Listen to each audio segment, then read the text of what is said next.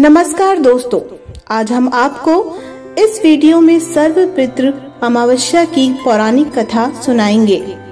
श्राद्ध पक्ष में सर्वपितृ अमावस्या का बहुत महत्व है।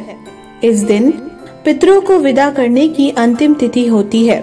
अगर आप श्राद्ध तिथि में किसी कारण से श्राद्ध न कर पाए हो या फिर श्राद्ध की तिथि आपको मालूम ना हो, तो सर्वपितृ श्राद्ध अमावस्या श्राद्ध करने से सभी पितरों की कृपा प्राप्त होती है।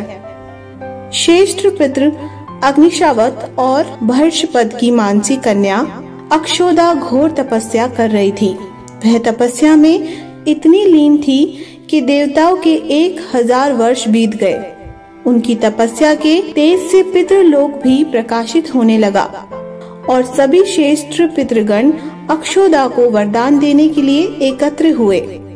उन्होंने अक्षोदा से कहा कि हे पुत्री, हम सभी तुम्हारी तपस्या से अति प्रसन्न हैं, इसलिए जो चाहो वर मांग लो।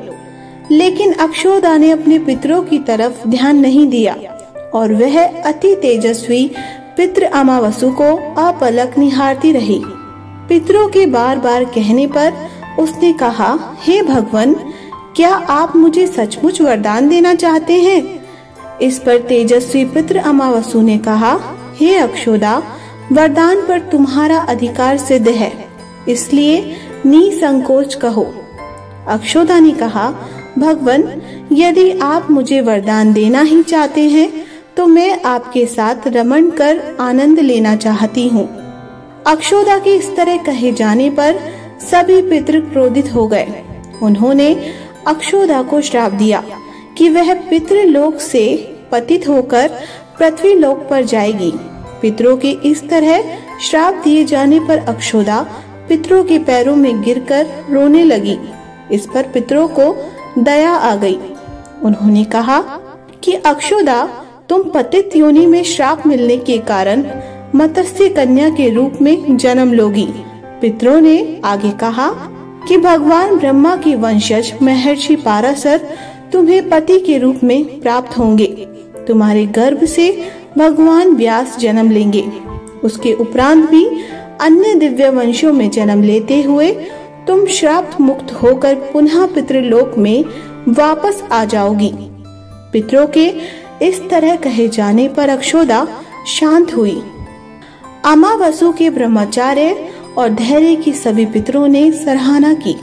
अक्षोदा के इस अधर्म के कार्य को अस्वीकार करने पर सभी पितरों ने अमावस्या को आशीर्वाद दिया कि हे अमावस्या, आज यह तिथि आपके नाम से जानी जाएगी। जो प्राणी किसी भी दिन श्राद्ध ना कर पाए, वे केवल अमावस्या के दिन श्राद्ध तर्पण करके सभी बीते 14 दिनों का पुण्य प्राप्त करते हुए अपने पितरों को तृप्त कर सकते हैं। तभी से प्रत्येक माह की अमावस्या तिथि को सर्वाधिक महत्व दिया जाता है और यह तिथि सर्वपितृ श्राद्ध के रूप में भी मनाई जाती है। उसी पाप के प्रायश्चित हेतु कालांतर में यही अक्षोदा महर्षि पाराशर की पत्नी एवं वेद व्यास की माता सत्यवती बनी थी।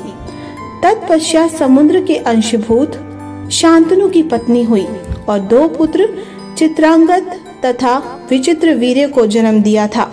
इन्हीं के नाम से कलयुग में अष्टका श्राद्ध मनाया जाता है।